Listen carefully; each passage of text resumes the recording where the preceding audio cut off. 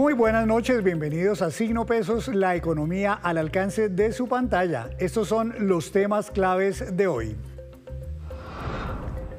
Comenzó la cascada de alzas del año nuevo. Rubros como el transporte, las cuotas moderadoras, el SOAT y hasta los almuerzos populares han tenido ya reajustes que pesan en el bolsillo de los colombianos. Les contaremos de cuánto han sido esos aumentos. ¿Cómo sobrevivir en medio de la carestía? A pesar de que este año todo está más costoso, siempre hay claves para enfrentar la situación económica sin morir en el intento. Hablaremos de este tema con el experto Raúl Restrepo, capacitador en temas de salud financiera de BBVA Colombia. Conflictos salariales en las empresas. A raíz del polémico reajuste del 23% en el salario mínimo, otros trabajadores que devengan ingresos mayores a ese están reclamando aumentos salariales similares. ¿Qué dice la ley y qué opciones tienen los gerentes? Analizaremos el tema con Juan Carlos Ramírez, presidente de la Federación Colombiana de Gestión Humana, ACRIP.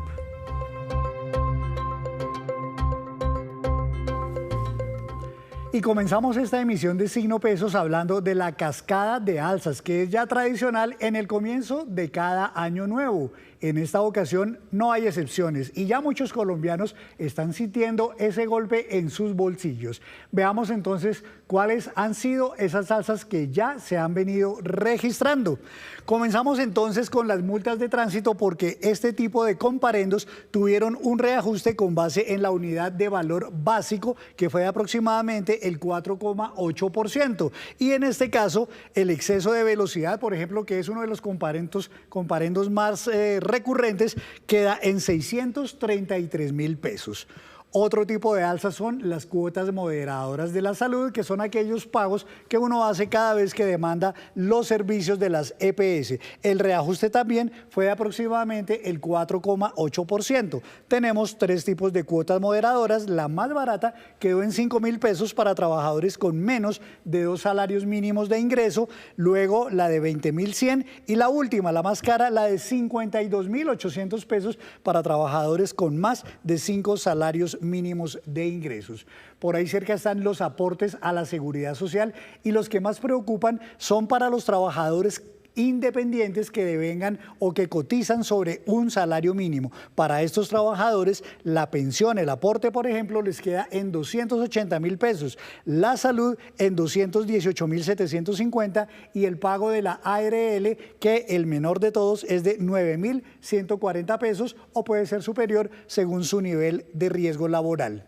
Ahora bien, los arriendos en la vivienda, por ejemplo, también se deben incrementar con base en el 5,1%, aclarando, por ejemplo, que en este caso los incrementos se hacen desde el día en que se haga la renovación del contrato de arrendamiento. Si ya sucedió ese momento, pues ya se hizo efectivo ese reajuste, pero si es en un mes posterior, pues entonces en ese momento se hará.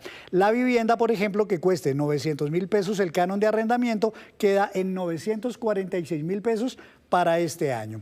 Ahora bien, el SOAT también tuvo un incremento. Para las motos, por ejemplo, fue de 5,17%. El valor más bajo queda en 256.000 pesos. Y para los vehículos el incremento fue menor, de 0,3%, quedando el más barato en 447.300 pesos. Por ahí cerca también está la revisión técnico-mecánica. El reajuste varió entre 5,4% y 6,2%. Para las motos, la tarifa más baja quedó en 217.000 pesos y para los vehículos familiares la tarifa más baja en la revisión es de 317.000 pesos. Y de toda esta cascada de alzas no se salvó ni siquiera el corrientazo, el popular almuerzo en los restaurantes para trabajadores de más bajos ingresos. El reajuste aquí, hay que decir, es discrecional de cada restaurante. En promedio todos subieron unos 2.000 pesos en este tipo de almuerzo. El más barato entonces queda en 16.000. Y hay que decir que hay hay otras alzas que están pendientes y empezarán seguramente a conocerse en los próximos días. Ahí están, por ejemplo, los peajes que empiezan a regir desde este jueves, generalmente con la inflación. Luego vendrán los incrementos a las tarifas notariales que se conocerán a finales de este mes y las cuotas moderadoras que han sido polémicas en estos días, pero que seguramente van a ser motivo de estudio en las asambleas de copropietarios que se realizarán en marzo y en abril de este año. Y aunque a muchos trabajadores ya les subieron su salario, esta oleada de alzas les obliga a reflexionar sobre un tema delicado, y es cómo sobrevivir financieramente en medio justamente de toda esta cascada de reajustes.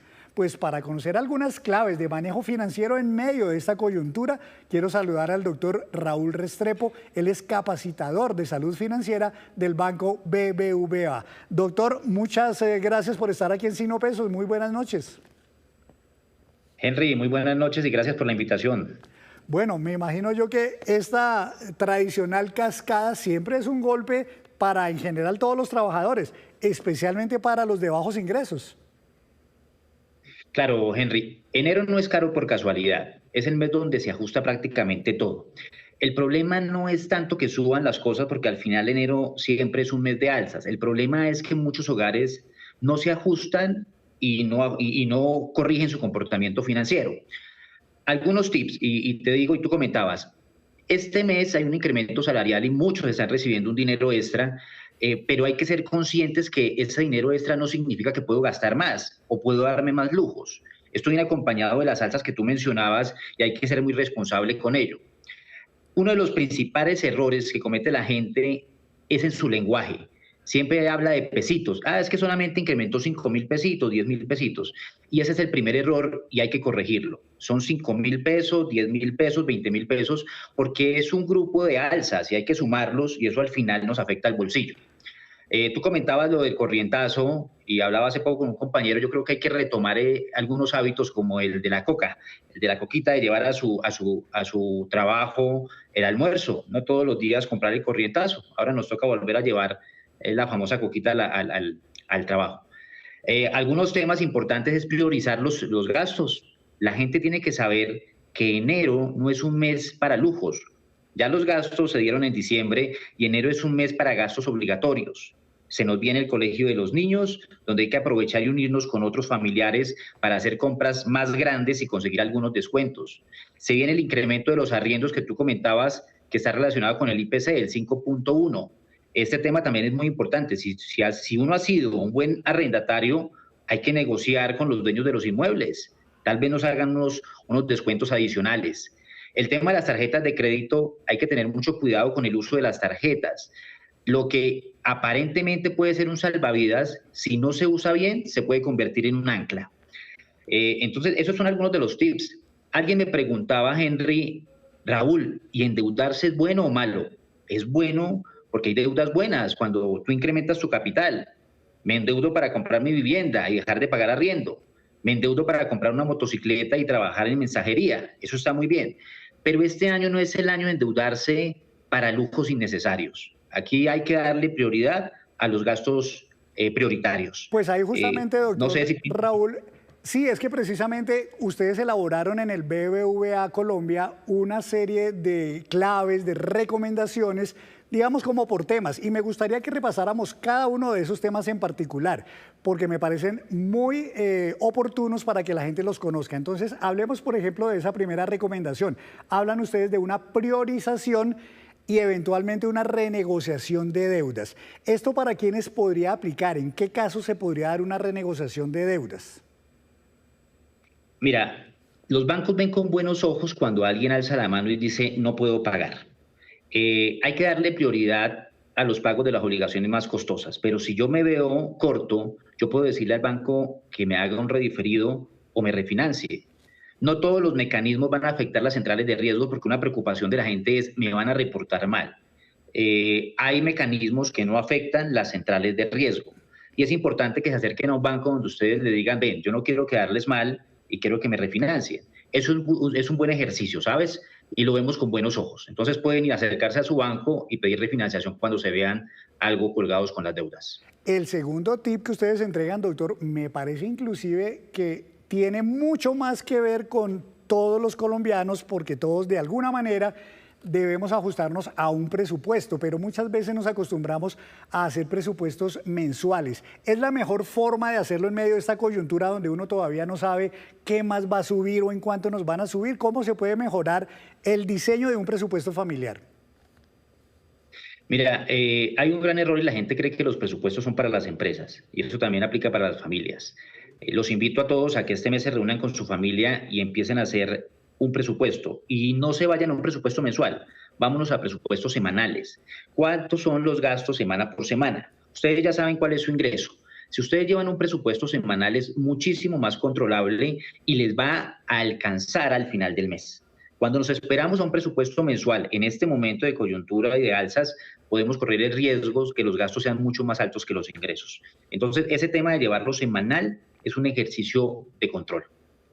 Muy bien, sí, me parece que efectivamente en esta etapa en que todavía no se conocen todos los reajustes puede ser muy inteligente ese consejo de hacer presupuestos mensuales mientras se va esclareciendo toda la situación. De pronto ya para marzo o abril ya podemos saber, digamos, con precisión finalmente cuánto nos quedó el reajuste, que muchos trabajadores todavía no lo conocen, y además cuántos son efectivamente esos gastos. Pero hay un tercer tip que ustedes entregan, doctor, muy importante, y es hacer una pausa estratégica, dicen ustedes, en los gastos, especialmente en los llamados gastos hormiga.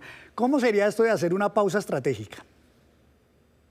Mira, la gente cree que esos pequeños gastos no afectan el bolsillo.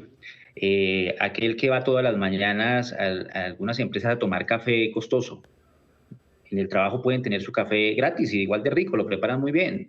Algunos vicios como el cigarrillo, el licor, que sea este año para empezar a restringirlos y empezar a ahorrar ese dinero.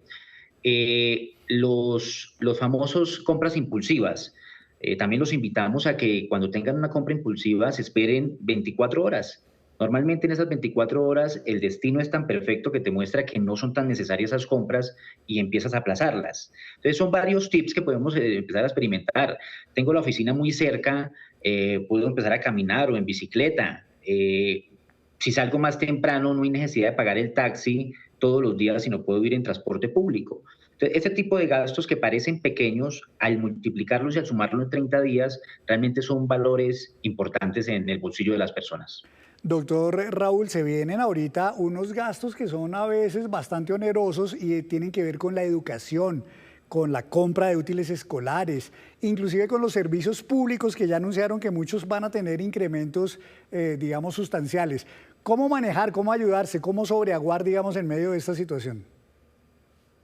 Mira, lo de los servicios públicos, yo tengo un ejercicio muy práctico y tengo unas herramientas que utilizo en casa donde siempre pongo retos a mi familia. Nosotros podemos empezar a bajar los consumos. La mejor forma de disminuir un recibo es bajar los consumos. Luces prendidas, llaves abiertas mientras hacemos otros quehaceres. Ese tipo de cosas creo que llegó el momento de empezar a controlarlas. Y pongámosle retos a la familia. Hoy el recibo está en X valor, pues vamos a este mes a bajarlo el consumo y se puede hacer. Realmente parecen cosas pequeñas, pero que suman. Y en el caso de los útiles escolares, yo creo que a muchos nos pasa, ¿no? Íbamos a hacer compras y no mirábamos precios y no comparamos. Llegó el momento también de empezar a comparar. Hoy hay una oferta grande en temas de útiles escolares. Qué bueno poder comparar algunos almacenes e irnos por la mejor opción, precio-calidad. Y me parece, doctor Restrepo, que la última recomendación no es la menos importante y quizás puede ser la más importante. Dicen ustedes, hay que evitar a toda costa el sobreendeudamiento de emergencia. ¿Qué es esto del sobreendeudamiento de emergencia? Mira, un cálculo matemático muy sencillo para todos y pueden hacerlo. Nosotros los bancos tenemos algunos cálculos de endeudamiento de las personas. Revisen su ingreso neto mensual y a ese valor sáquenle el 30%. Ese valor que les da el 30% es el endeudamiento ideal para las entidades financieras. Para las entidades financieras. Y si supera el 30%, quiere decir que ya hay un sobreendeudamiento y hay que empezar a replantearse el número de deudas. Entonces yo creo que con ese ejercicio matemático ustedes pueden darse cuenta si están sobreendeudados o están en un endeudamiento ideal. El crédito no es malo, pero no hay que utilizarlo como salvavidas. El crédito hay que ser responsable y más en estos momentos, ¿no? Todo indica que va a haber alza de tasas y es un momento para ser muy consciente y muy responsable con el adquirir un crédito. Ahora, si ya tienen operaciones de crédito aprobadas, yo creo que es importante que empiecen a formalizarlas en este momento antes de que empiecen las alzas en la industria financiera. Si bien le entendí, por ejemplo, si yo me gano 3 millones de pesos, el 30% es 1 millón de pesos, entonces mis deudas no deberían quitarme más de 1 millón de pesos de esos ingresos que tengo. ¿Es así? Exacto, mira, el ejercicio es práctico. 3 millones, hagámoslo exacto. 3 millones de pesos por un 30% nos da 900.000 pesos. ¿Qué quiere decir eso? Que es tus cuotas financieras, ojo, estoy hablando de las cuotas de los bancos, crédito hipotecario, libranza, vivienda, no pueden exceder en este caso de 900.000 pesos. O sea, tu ingreso neto, tus cuotas financieras no pueden exceder de 900.000. Si estás pagando más de 900.000 pesos con ese ingreso de 3 millones, ya hay sobreendeudamiento financiero. Eso es aparte de los gastos fijos, del arriendo, del colegio. Ese es el ejercicio para que lo tengan en cuenta. Pues doctor Restrepo, creo que muy importantes estos consejos, estas recomendaciones para todos nuestros usuarios.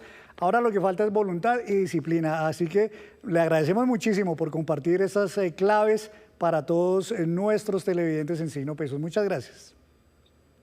Con mucho gusto, Henry, un placer. Claro que sí, muchísimas gracias. Estos tips desde el BBVA Colombia. Hacemos una breve pausa, pero cuando regresemos espere cómo quedan los pagos laborales para los trabajadores de servicio doméstico que trabajan por días. Ya les contaremos.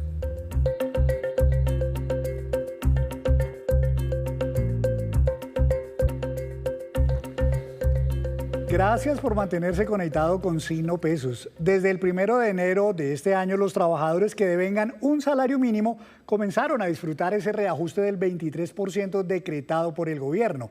Pero, ¿qué ocurre con los trabajadores que tienen salarios superiores? Pues para analizar este tema y las opciones que tienen las empresas, quiero saludar al doctor Juan Carlos Ramírez. Él es el presidente de la Federación Colombiana de Gestión Humana, ACRIP. Doctor, muy buenas noches, bienvenido a Signo Pesos. Henry, buenas noches, ¿cómo has estado? Saludos para ti y para tu respetable audiencia. Muchísimas gracias, doctor. Creo que es la primera vez en muchos años, yo no recuerdo haber visto una situación similar en que el incremento del salario mínimo haya superado en 18 puntos porcentuales lo que fue la inflación del año inmediatamente anterior. Y eso está generando algunos problemas en las empresas para los otros trabajadores que tienen salarios superiores a un salario mínimo. Había escuchado, me imagino yo, ustedes ya de parte de los jefes de personal, de los directores de recursos humanos de las empresas, estas inquietudes que hay. Sí, por supuesto. Estamos todos con razonable preocupación por esta situación. Las organizaciones obviamente están en acuartelamiento de primer grado buscando alternativas para tratar de absorber estos nuevos costos que les están generando las disposiciones del gobierno central. Pues hablemos un poquitín de la parte legal, doctor. Todos los trabajadores de salario mínimo, pues obviamente se les tiene que subir el 23% que ya decretó el gobierno nacional. Pero a quienes ganaban un poco más, normalmente se les incrementaba con base en la inflación, que para el caso del año pasado fue de 5.1%. El problema, y usted me corregirá si estoy bien o mal, doctor, es que hay personas que ganaban un poquito más del salario mínimo, pero si solo se les subiera el 5.1%, quedarían por debajo del salario mínimo. A esos trabajadores habrá que subirles el 6, el 7, el 8, el 20%, de tal manera que queden al menos en el salario mínimo. Por supuesto, las organizaciones y en general la economía formal no puede pagarle a sus trabajadores salarios por debajo del salario mínimo que decreta el Estado. Entonces, si un trabajador, como bien lo dice usted, estaba unos pesos, unos miles de pesos por encima del salario mínimo, pues este incremento del 23% lo va a arrastrar. O sea que se genera una situación que es compleja para las organizaciones.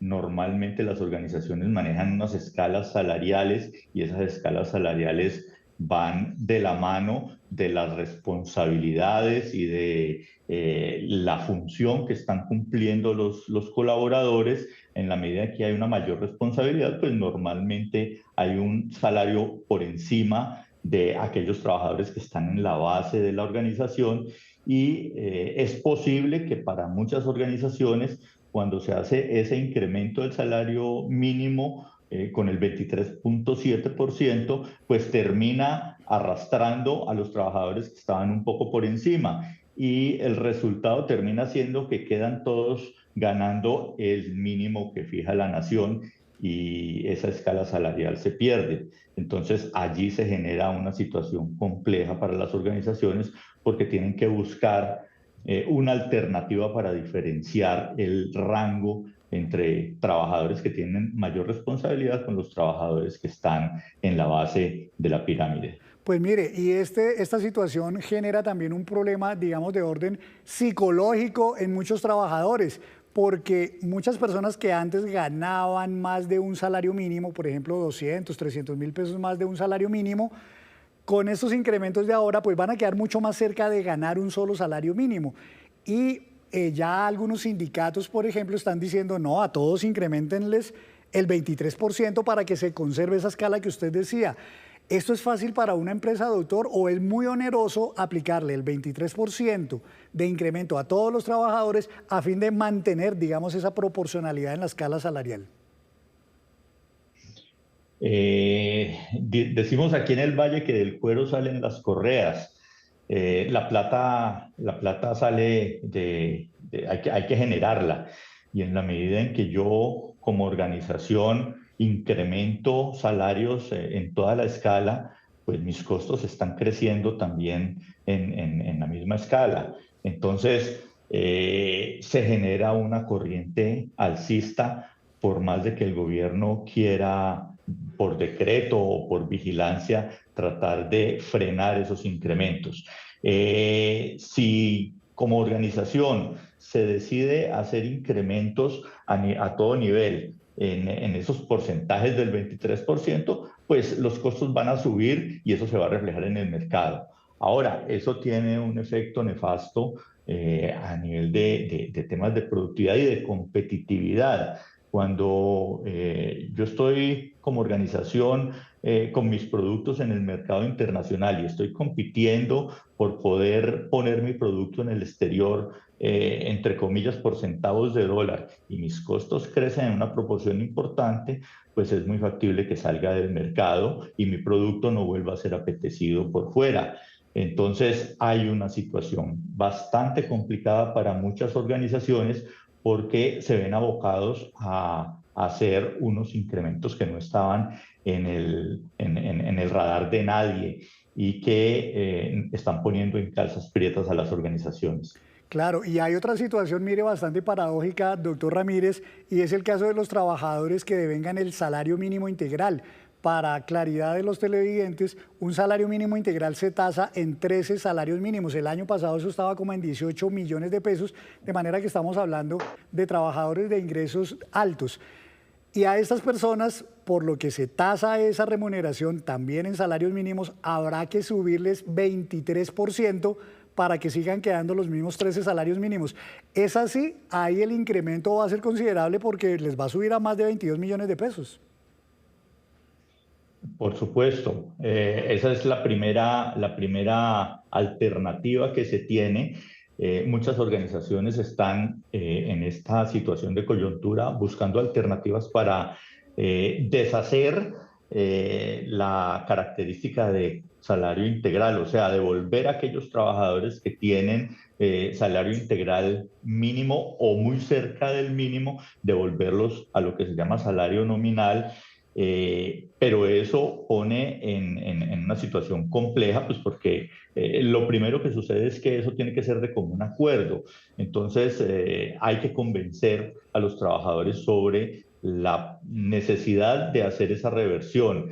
Y segundo, así se logren los acuerdos con los colaboradores, pues hay una situación que se desencadena y es que las personas reciben hoy número de pesos, un valor, tú hablabas de 18 millones de pesos el año anterior, con la nueva característica del salario está por encima de los 22 millones de pesos, y entonces a ese valor, si retorno al salario nominal, pues el valor que voy a recibir mensualmente en caja es menor. Obviamente voy a tener unas primas, unas cesantías, una compensación, pero esa compensación me va a llegar en ciertas épocas del año, y normalmente la gente está acostumbrada a vivir con un valor o con un recurso que le está entrando mensualmente, y su flujo de caja está organizado de esa forma. Entonces va a haber un impacto en el bolsillo que va a ser complicado. Pero de una o de otra forma, la situación más compleja está del lado de las organizaciones, que tienen que hacer maromas complejas para devolver a las organizaciones o absorber un enorme costo con el incremento de las personas que están en ese rango salarial. Claro, y hay algo, bueno, usted menciona una alternativa importante que están considerando muchas empresas para el caso de los trabajadores del salario mínimo. Para los demás trabajadores, aquellos que están, por ejemplo, entre un salario mínimo y ese salario mínimo integral, ¿hay alguna alternativa, doctor, o ahí no hay mucho que hacer realmente? Digamos que el margen de maniobra no es muy amplio para los empleadores. Yo creo que el margen de maniobra es demasiado estrecho. Pensemos en que por derecha, a los empleadores que tienen un número importante de trabajadores en el rango de salario mínimo o muy cerca del salario mínimo, pues sus costos laborales van a crecer por derechas en el 23.7%. Pero no podemos olvidar que estamos en el marco de la implementación de una nueva reforma laboral, y muchas de las normas que se desencadenaron de esta reforma pues están en proceso de implementación. Entonces, los empleadores han tenido que cambiar, por ejemplo, los salarios de todos los aprendices que por ley tienen que contratar. Antes tenían un valor de ingreso, y hoy en día hay que tenerlos en el marco del salario mínimo, pero además hay que pagar seguridad social y aportes, de lo cual pues era un valor que en el cual no tenían que incurrir los empleadores hasta antes de la reforma. Pero además hay unos recargos por dominicales, por festivos, por horario nocturno, que está por encima de lo que venían pagando, y que además está en proceso de implementación. Pero además, si eso no es suficiente, estamos en un proceso de recorte de la jornada laboral máxima. Entonces tuvimos un recorte en el horario. Este año tenemos un nuevo recorte, el año anterior tenemos un nuevo recorte este año, y para el 27 tenemos un último recorte para llegar a una jornada de 42 horas.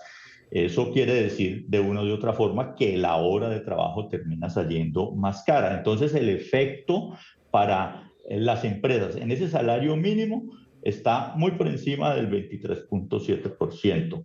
Entonces, pensar que una organización va a asumir esos costos, pero además a los trabajadores que están en el rango entre el salario mínimo y el salario mínimo integral les va a subir lo mismo, pues es explotar sus costos y no va a tener cómo absorberlos. Yo creo que hoy en este momento la condición que tienen las organizaciones es analizar muy bien los costos para poder sobrevivir a esta avalancha de costos desencadenadas del incremento del salario mínimo ordenado por el gobierno central. Pues muy preocupante verdaderamente, doctor Ramírez, esta situación de las empresas a la luz de lo que usted explica en materia del panorama salarial para este 2026. Doctor Ramírez, muchas gracias por estar aquí en Signo Pesos y ayudarnos a entender la situación que están viviendo tantas compañías en Colombia. Muy amable.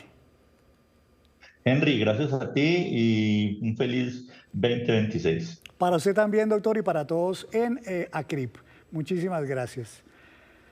Y hablando de salarios, hay dudas sobre los trabajadores domésticos que también laboran, pero por días. Tomen nota, porque también deben cumplir con obligaciones laborales como los aumentos de ley, el pago de prestaciones, entre otros. Aquí les contamos a qué tienen derecho esos trabajadores y qué obligaciones tienen sus empleadores.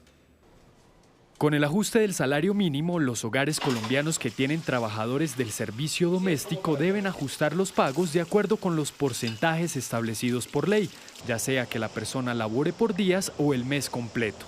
Los trabajadores y trabajadoras del servicio doméstico tienen derecho como mínimo al salario mínimo legal mensual vigente establecido por el Gobierno Nacional, más el auxilio de transporte. Si trabajan por días, debe tomarse el valor del salario mínimo mensual, dividirlo entre 30 y eso da el mínimo, incluyendo además el auxilio de transporte por cada día que vayan a trabajar. Por ejemplo, si un trabajador doméstico labora 3 días a la semana, deberá recibir por concepto de salario base 700.365 pesos al mes por 12 días. Además, el auxilio de transporte por esos días será de 99.636 pesos. Las prestaciones sociales devengadas incluyen cesantías, intereses sobre cesantías, prima y vacaciones con un aproximado de 152.000 pesos y por último, la seguridad social que deberá pagar su empleador será de 152.911 pesos al mes.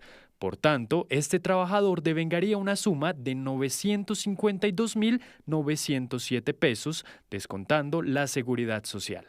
La gran mayoría de personas que contratan un trabajador del servicio doméstico lo contratan por días y creen que por ser por días se desdicen o se desobligan de las contribuciones con el sistema de seguridad social y con las prestaciones sociales. En caso de incumplimiento de alguna de las partes, el caso podrá ser llevado al Ministerio de Trabajo. En caso de que no se reconozcan los derechos que emanan del contrato de trabajo, el Ministerio de Trabajo cuenta con inspección, vigilancia y control en las diferentes direcciones territoriales en todas las sedes del país. Recuerde, una correcta contratación no solo protege a los trabajadores, sino también a los empleadores. Y antes de despedirnos, los dejo con este dato. Los pagos inmediatos a través del sistema Breve, creado por el Banco de la República, está cumpliendo 100 días justamente esta semana. Recordemos que esta plataforma exige el uso de llaves o código de identificación para cada una de sus cuentas bancarias. La compañía Kaspersky reveló que ya el 21% de los colombianos está usando estos pagos por Breve por lo menos 3 veces al día y el 53% de personas lo está usando 3 veces a la semana.